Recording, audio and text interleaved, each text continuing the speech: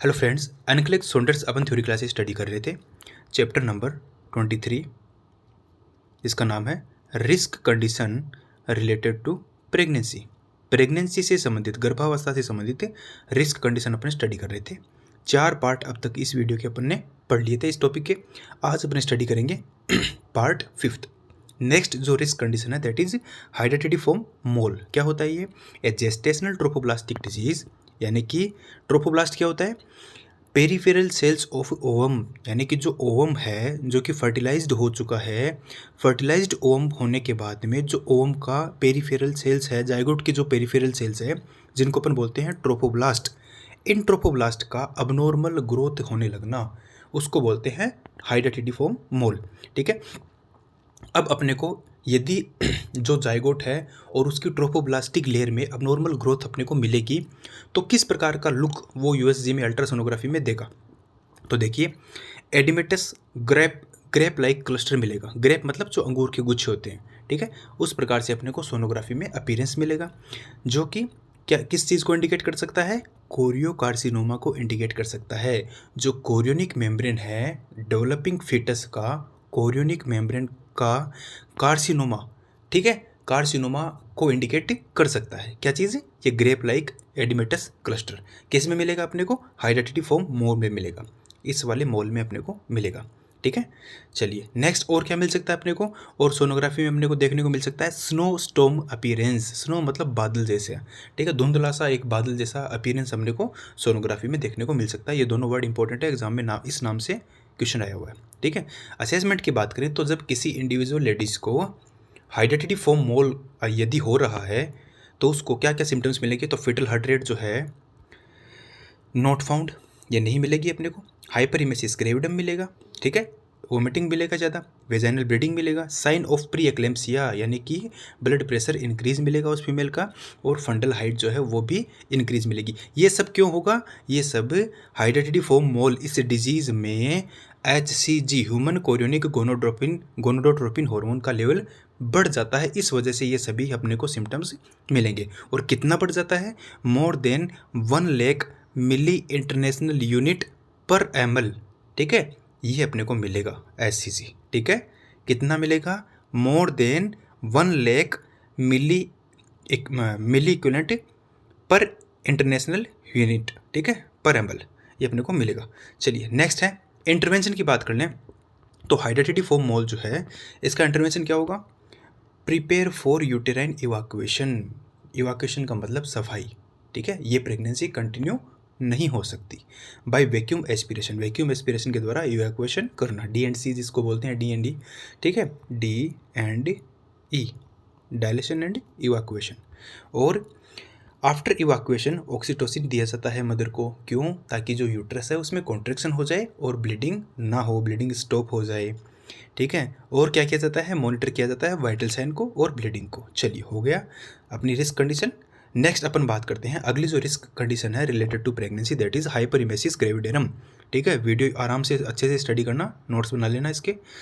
तो हाइपरिमेसिस ग्रेविडेरम क्या होता है? देखिए, इंट्रैक्टेबल, इंट्रैक्टेबल का मतलब होता है कि अबनॉर्मली इंक्रीज, ठीक है, बहुत ज़्यादा बढ़ जाना। क्या बढ़ जाना? Nausea vomiting during first trimester. ठीक है, फर्स्ट ट्राइमेस्टर में क्यों? क्योंकि because of HCG hormone, human chorionic gonadotropin hormone की वजह से फर्स्ट ट्राइमेस्टर में इंट्रैक्टेबल अबनॉर्मल ग्रोथ होना, अबनॉर्मल जो है वो नोजिया वोमिटिंग होना, दैट इज हाइपरिमेसिस ग्रेविडेरम। ठीक है, जिसकी वजह से that can cause disturb fluid and electrolyte balance. वो तो होगा ही होगा, वोमिटिंग होगा। तो असेसमेंट की बात करें तो नोजिया वोमिटिंग हो रहा है, वेट लॉस होगा, साइन ऑफ डिहाइड्रेशन होगा। डिहाइड्रेशन क्यों? क्योंकि फ्लूइड लॉस हो चुका है और फ्लूइड और इलेक्ट्रोलाइट इम्बेलेंस हमने को मिलेगा। इंटरवेंशन की बात करें तो एंटीमेटिक देनी है एज प्रेस्क्राइब बाय डॉक्टर। ठीक है, जनरली जो है वो ओमेप्राजोल दी जाती है,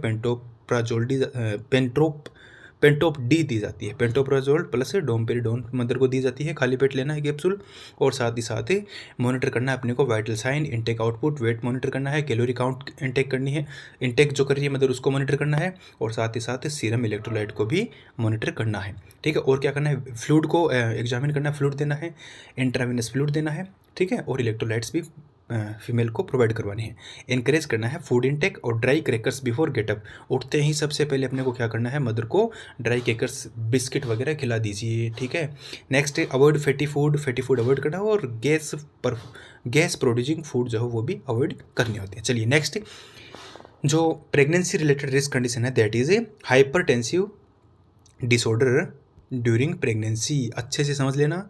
एनक्लेक्स का आपको ये जो है, जो अगर पुराने बच्चे हैं तो वो कैचअप कर लेंगे एनक्लेक्स वाली किताब में से, अदरवाइज एनक्लेक्स का आप लोगों को समझ में नहीं आएगा। ये मैंने सिंपलेस्ट वे में आपको समझाया है। Hypertensive disorder of pregnancy. Pregnancy में 3 प्रकार के हाइपरटेंसिव डिसऑर्डर पाए जाते हैं। तो देखिए, मैंने बहुत सरल तरीके से बताया, इतना मतलब 5वीं 6वीं के बच्चे को पढ़ाते हैं ना, उस तरीके से मैं आपको ये समझाऊंगा, ठीक है।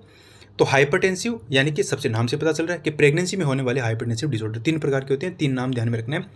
फर्स्ट, ये सीवियरिटी के अकॉर्डिंग है, ये कम सीवियर, ये उससे ज़्यादा सीवियर और ये सबसे सीवियर। तो फर्स्ट जो डिसऑर्डर है दैट इज जेस्टेशनल हाइपरटेंशन, दूसरा है प्री एक्लेम्सिया और तीसरा है एक्लेम्सिया, ठीक है। अब देखिए, डिफ्रेंशिएट करते हुए पढ़ोगे तो आराम से समझ में आएगा, वरना रटने से कोई फायदा नहीं है। सबसे पहले अपन बात करेंगे जेस्टेशनल हाइपरटेंशन क्या है, कि सिर्फ प्रेगनेंसी के दौरान मात्र बीपी बढ़ जाना, ठीक है। सिर्फ increase blood pressure, only increasing blood pressure. कितना, कब, कहाँ से ज़्यादा, 140/90 mm ऑफ Hg से ज़्यादा यदि बीपी हो रहा है तो उसको अपन बोलेंगे gestational hypertension, that's it. Management में अपन इस लेडीज़ को एंटी हाइपरटेंसिव लाइक जो लाबेटालोल जो ड्रग है ये अपन दे करके बस मैनेज कर देंगे, सिंपल सी बात है। लेकिन वहीं अपन बात करें प्री एक्लेम्सिया, तो प्री एक्लेम्सिया में बीपी तो बढ़ेगा ही बढ़ेगा, ठीक है। ये देखिए, इसमें सिर्फ बीपी बढ़ा है, इसमें बीपी बढ़ा है और बीपी के साथ में प्रोटीन यूरिया होगा, यूरिन के साथ प्रोटीन और आएगी। तो इन दोनों कंडीशन को मिला जुला करके अपन बोल देंगे प्री एक्लेम्सिया, इसको बोल देंगे, ठीक है। लेकिन एक बात ध्यान में रखना है कि यहाँ पे सीजर नहीं आता है, किसी प्रकार का सीजर, दौरे नहीं आते हैं। 2 ही चीज़ें मिलेगी, बीपी बढ़ेगा और प्रोटीन यूरिया होगा। मैनेजमेंट में क्या किया जाएगा, मैनेजमेंट में यदि एंटी हाइपरटेंसिव ड्रग दे देंगे ना, ये देखिए मैनेजमेंट भी दिखा देता हूँ साथ में ही। मैनेजमेंट में यदि एंटी हाइपरटेंसिव ड्रग दे देंगे ना, ठीक है, कौन सी, लाबेटालोल, ये अगर दे देंगे तो ये बीपी मेंटेन हो जाएगा, और बीपी मेंटेन हो जाएगा तो साथ ही साथ प्रोटीन यूरिया की कंडीशन भी अपने आप सब साइड हो जाएगी, ठीक है। इतना ही मैनेजमेंट करना है प्री एक्लेम्सिया में। आगे बात समझ में, एक क्वेश्चन और बनता है वो मैं आगे आपको बताऊंगा नेक्स्ट, ठीक है। यहाँ तक समझ में आ गया होगा आपको। तो जेस्टेशनल हाइपरटेंशन क्या है, बीपी बढ़ गया, बात खत्म। प्री एक्लेम्सिया में बीपी भी बढ़ गया और प्रोटीन यूरिया भी हो गया। मैनेजमेंट इन दोनों का सेम है, एंटी हाइपरटेंसिव ड्रग दे दो, ठीक है। और बात करते हैं एक्लेम्सिया की, ये सीवियर स्टेज है। इसमें क्या होगा, बीपी भी बढ़ेगा, प्रोटीन यूरिया भी होगा और साथ ही साथ एक चीज़ और ऐड हो जाएगी दैट इज सीजर। ये तीनों चीज़ों को मिलाकर के अपन बोल देंगे एक्लेम्सिया, ठीक है। इसके मैनेजमेंट में क्या किया जाता है कि एंटी हाइपरटेंसिव ड्रग तो देंगे ही देंगे, लाबेटालोल देंगे, साथ ही साथ एंटी कन्वल्जिव जिसको अपन बोलते हैं एंटी सीजर मैग्नीशियम सल्फेट भी अपन इसको देंगे फीमेल को, ठीक है। और मैग्नीशियम सल्फेट जब देंगे तो अपने को मॉनिटर करना होता है deep tendon reflex, urine output अपने को चेक करना होता है और रेस्पिरेशन चेक करना होता है। यदि डीप टेंडन रिफ्लेक्स डिक्रीज है, urine output less than 30 ml/h है और यदि रेस्पिरेशन रेट जो है वो less than 12 breath per minute है, तो इसका मतलब इस ड्रग की टॉक्सिसिटी हो गई है, इस ड्रग को स्टॉप कर देना चाहिए, सिंपल सी बात है। अब देखिए, एक क्वेश्चन एग्जाम में पूछा जाता है, खत्म हो गया ये जो टॉपिक है ना हाइपरटेंसिव डिसऑर्डर ऑफ प्रेगनेंसी, ये खत्म हो चुका है, ठीक है। लेकिन एक छोटी सी चीज़ रह गई, वो क्या रह गई कि प्री एक्लेम्सिया जो है, यानी कि बीपी बढ़ा है मदर का और प्रोटीन यूरिया हुआ है, इसका एक कॉम्प्लिकेशन पूछा जाता है एग्जामिनेशन में, बहुत इंपॉर्टेंट है। ये देखिए, complication of A pre eclampsia, तो इसका कॉम्प्लिकेशन होता है हेल्प सिंड्रोम।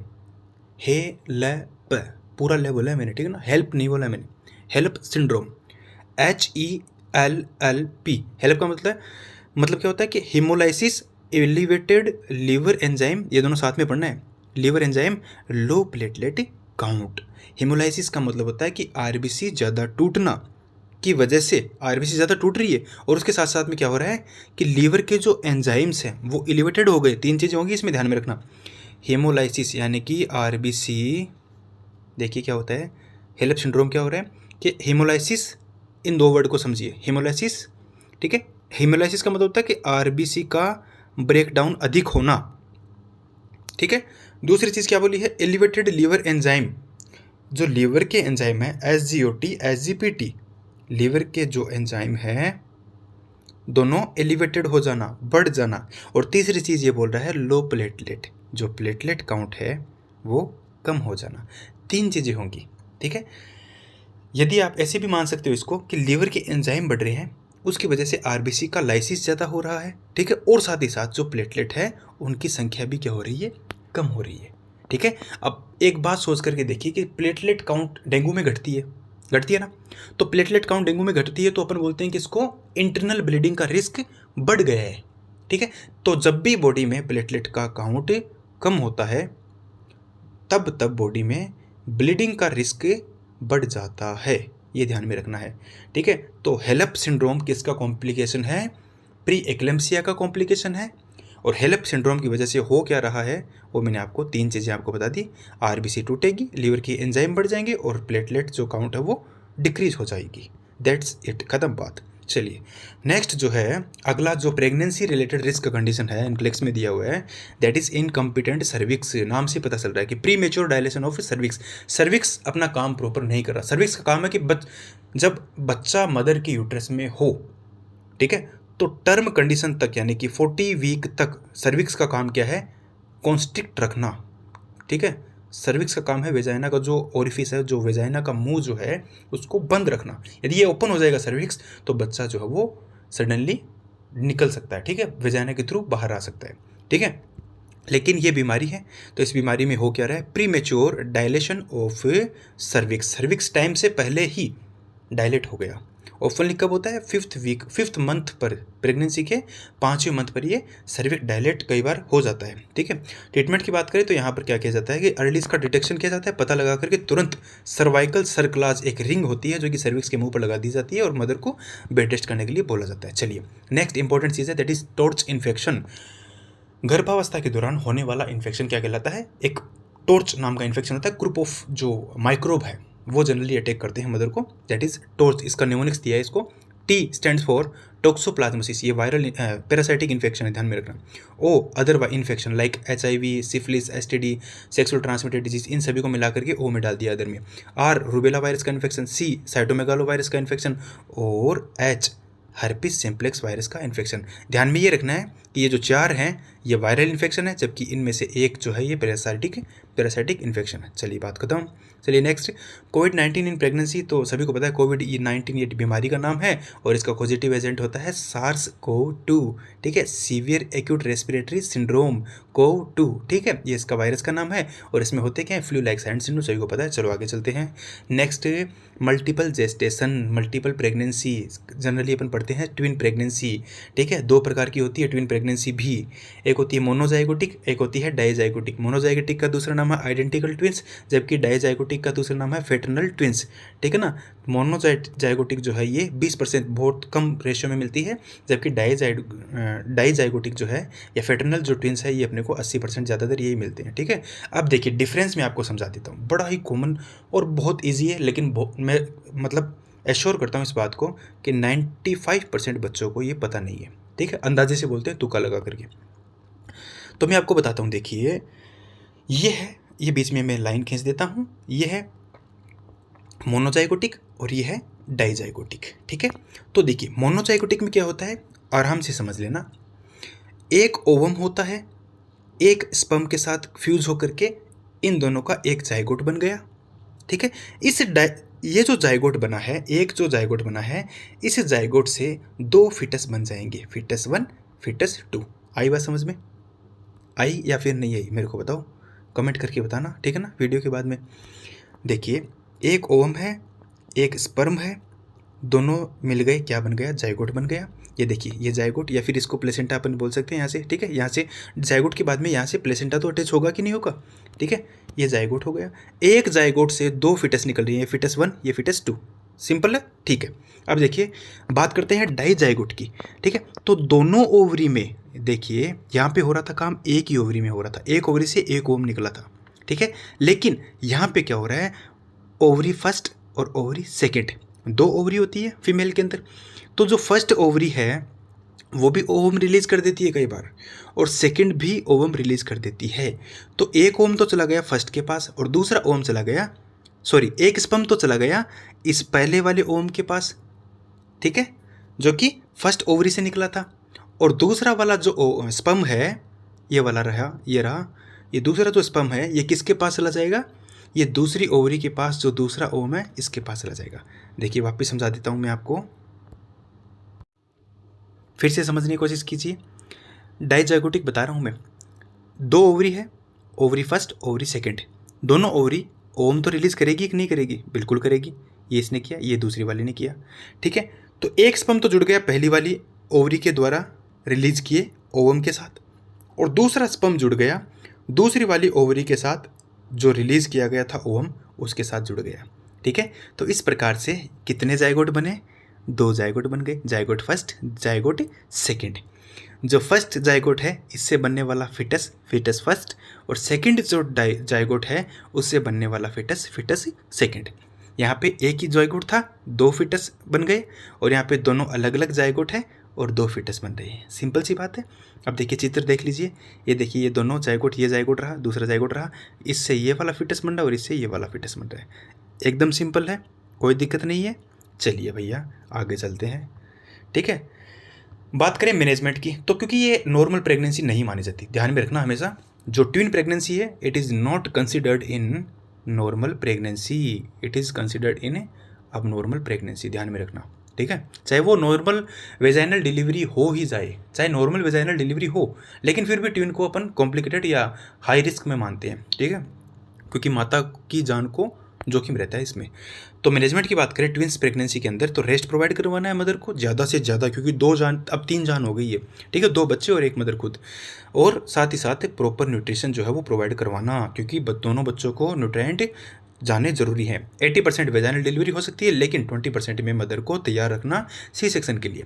नेक्स्ट अपन बात करते हैं प्रिपेयर फॉर मेडिकल सुपरविजन, ठीक, प्रॉपर जो मेडिकल सुपरविजन है उसके अंडर कंट्रोल में रखना है, और साथ ही साथ एंटीनेटल चेकअप करवाते रहना है, स्केड्यूल्ड जो है वो एंटीनेटल चेकअप जो है वो टाइम टू टाइम करवाते रहना है, ठीक है। वीडियो अच्छा लगा तो लाइक ज़रूर कर देना।